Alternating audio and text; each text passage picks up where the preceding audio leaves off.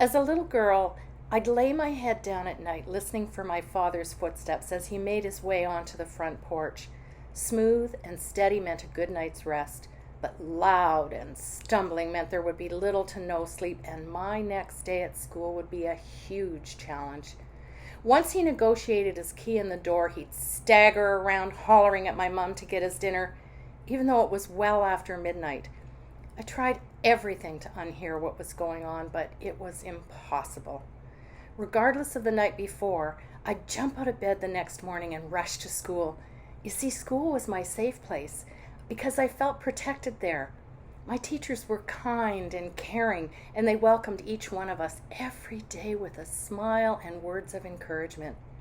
I didn't realize it at the time, but these teachers made a huge impact on me, especially when I became a teacher myself. After several years, I entered the doctoral program because I wanted to explore the ways teachers create caring and safe spaces for their students. As I reflected on my own school experiences, I realized my grade 7 and 8 teachers, Miss Kohara and Mr. Harris, were among the most impactful people in my life. They made learning meaningful, had high expectations, and they deeply connected with each one of us. I knew that I could always count on them, even when Shirley, that horrid class bully, would threaten to beat us up, or when Lillian would spew hatred to instill fear. So when it came time to write my dissertation, I tracked them down 30 years after leaving that school.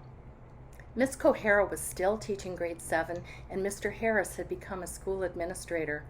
To my delight, they both remembered me, and so I invited them to become my research participants. We spent hours going down memory lane as we talked about the students and teachers at that school. It was so much fun reminiscing and getting the dirt on all the teachers.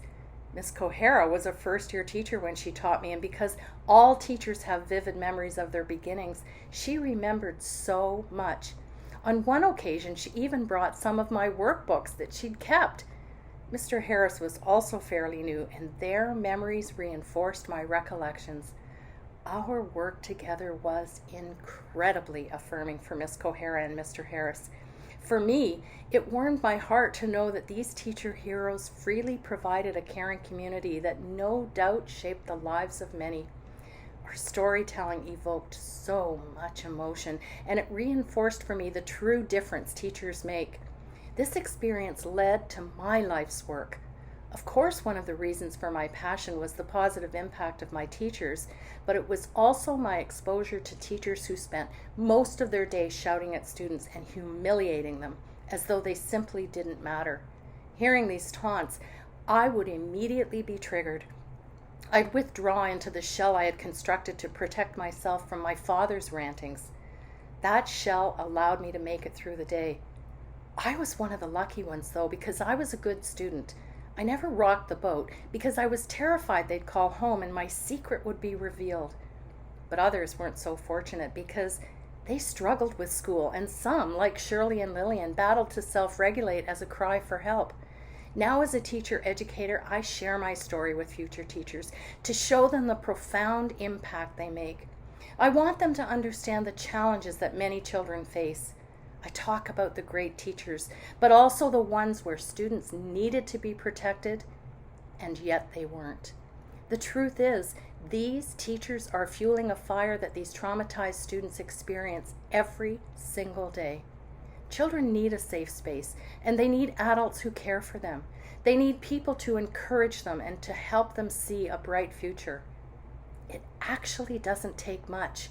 Teachers simply need to think with the end in mind, to understand their legacy, and they need to choose to be heroes like Miss Kohara and Mr. Harris were for me.